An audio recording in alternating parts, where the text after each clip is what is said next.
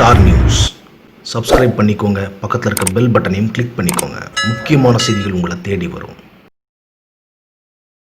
ஒரு சில தாவரங்களில் ஒரு சில பகுதிகள் மட்டுமே மனிதர்கள் உணவாக பயன்படுத்தத்தக்க வகையில் இருக்குது. மற்ற சில தாவரங்களில் அதனுடைய காய், இலைகள், பிசின், பூக்கள் போன்ற அனைத்துமே மருத்துவ குணம் வாய்ந்ததாக இருக்குது. அத்தகைய ஒரு சிறப்பு வாய்ந்த மருத்துவ மூலிகை மரமாக முருங்கை மரம் இருக்குது. அந்த முருங்கை மரத்தினுடைய இலைகள் முருங்கைக்கீரை என அழைக்கப்படுது. இந்த முருங்கை இலைகள் அல்லது முருங்கைக்கீரை சாப்பிட்றதால ஏற்படும் நன்மைகள் என்ன அப்படிங்கிறத பற்றி இந்த பதிவில் நம்ம விரிவாக பார்க்கலாம். முருங்கைக்கீரையுடைய நன்மைகள்: மலச்சிக்கல். நம் அன்றாடம் சாப்பிடக்கூடிய உணவை மறுநாள் கழிவுகளாக நம்முடைய உடல் வெளியேற்றினா உடல் ஆரோக்கியமாக இருக்கும். ஒரு சிலருக்கு உடல்ல நீர் வற்றி உடல் உஷ்ணமடைந்து மலச்சிக்கல் ஏற்படுது. இப்படிப்பட்டவங்க முருங்கைக்கீரையை வேக வைத்து அதனுடைய சாற்றை தொடர்ந்து குடிச்சிட்டு வந்தோம்னா உடல் சூடு தணிகிறதோட மலச்சிக்கல் பிரச்சனையும் விரைவில் சரியாகும். உடல் மற்றும் கைகால் வலிகள்.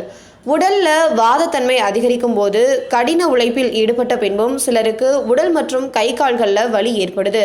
இத்தகைய பிரச்சனைகளால் அவதிப்படுறவங்க முருங்கை இலைகளை உருவி அதனுடைய காம்புகளை நீக்கிட்டு அந்த முருங்கை இலைகளை சேர்த்து மிளகு ரசம் வச்சு சாப்பிட்டு வந்தா கை கால் உடம்புல இருக்கக்கூடிய அனைத்து வலிகளுமே கூடிய விரைவில் சரியாகும். மலட்டுத்தன்மை.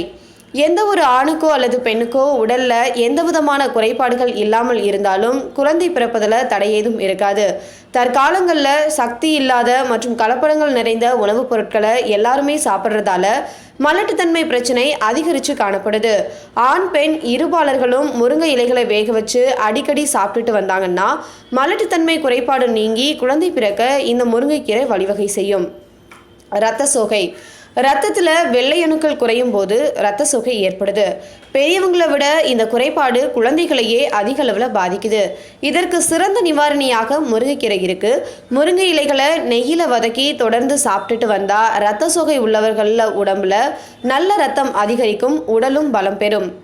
பற்களில் உறுதியும் வாய்ப்புண்ணும் சரியாகிறதுக்கு. நாம் சாப்பிடும் உணவை நன்கு மென்று சாப்பிடவும் உணவை செரிமானம் செய்வதிலும் பற்களுடைய செயல்பாடுகள் இன்றியமையாததாக இருக்குது. அத்தகைய பற்கள் உறுதியாக இருக்க வேண்டியது ரொம்பவே அவசியம். முருங்கைக்கீரையை அடிக்கடி சாப்பிட்றவங்களுக்கு பற்கள் உறுதியாகும், ஈறுகள் சம்பந்தமான குறைபாடுகளும் நீங்கும். உடலினுடைய வெப்பத்தால் ஏற்படக்கூடிய வாய்ப்புண்கள் போன்றவையும் கூடிய விரைவிலேயே சரியாகும். முருங்கைக்கீரையில் இருக்கக்கூடிய இரும்புச்சத்து நம்முடைய ரத்தத்தில் நோய் எதிர்ப்பு திறன் அதிகமாக உருவாகவும் காயம்படும் காலத்தில் ரத்தம் வேகமாக உறையிறதுக்கும் ரத்தத்தில் ஹீமோகுளோபின் சத்துக்கள் அதிகரிக்கவும் இரும்பு சத்து இன்றியமையாத ஒன்று. இந்த இரும்பு சத்து முருங்கைக்கீரையில் அதிக அளவிலவே இருக்குது. எனவே குறைந்தபட்சம் வாரத்துக்கு ஒரு முறையாவது முருங்கைக்கீரையை பக்குவம் செய்து சாப்பிட்டு வர்றது உடல் ஆரோக்கியத்திற்கு ரொம்பவே நல்லது. தலைமுடி சம்பந்தப்பட்ட பிரச்சனைகளுக்கு. நம்முடைய தலையில இருக்கும் முடிகள் நமது உச்சந்தலையை வெப்பத்திலிருந்து பாதுகாக்குது. அத்தகைய தலைமுடிகள் அடர்த்தியா வளர்றதுக்கும் உறுதியா இருக்கிறதுக்கும் நம்முடைய உணவுல வைட்டமின் மற்றும் புரதச்சத்துக்கள் இருக்கிறது ரொம்பவே அவசியம். முருங்கைக்கீரையில் வைட்டமின்கள், புரதச்சத்துக்கள் அதிக அளவிலேயே இருக்குது. முருங்கைக்கீரையை அடிக்கடி பக்குவம் செய்து சாப்பிட்றவங்களுக்கு தலைமுடி உதிர்வது, முடி நரைப்பது போன்ற முடி சம்பந்தப்பட்ட பிரச்சனைகள் ஏற்படாமல் காக்க முடியும். தோல் வியாதிகள். உணவில் ஊட்டச்சத்து குறைபாடுகள் மற்றும் வெளிப்புற காரணிகளால் சிலருக்கு தோல் சம்பந்தமான வியாதிகள் ஏற்படுது. முருங்கைக்கீரையில் தோல் வியாதிகள் மற்றும் இதர தோல் சம்பந்தமான குறைபாடுகளை போக்க உதவுற வைட்டமின்கள், புரதச்சத்துக்கள் போன்றவை அதிக அளவில் காணப்படுது. முருங்கைக்கீரையை அடிக்கடி சாப்பிட்டு வரவங்களுக்கு தோலில் சுருக்கங்கள் ஏற்படுவது குறைகிறதோடு அனைத்து விதமான தோல் வியாதிகளும் விரைவிலேயே சரியாகும். தாய்ப்பால் சுரப்பு. குழந்தைகள் பிறந்து 6 மாத காலம் வரை தாய்ப்பால் மட்டுமே குழந்தைகளுக்கு ஒரு முக்கியமான உணவாக இருக்குது. ஒரு சில குழந்தை பெற்ற தாய்மார்களுக்கு தாய்ப்பால் சுரப்புங்கிறது இன்றைக்கு கேள்விக்குறியான ஒரு விஷயமா இருக்கு. இப்படிப்பட்ட இக்கட்டான சூழலை சந்திக்கக்கூடிய பெண்கள் முருங்கை இலையை வைத்து தயாரிக்கப்படும் பதார்த்தத்தை சாப்பிட்டு வந்தால் தாய்ப்பால் சுரப்பு அதிகரிக்கும். சுவாச கோளாறுகள்.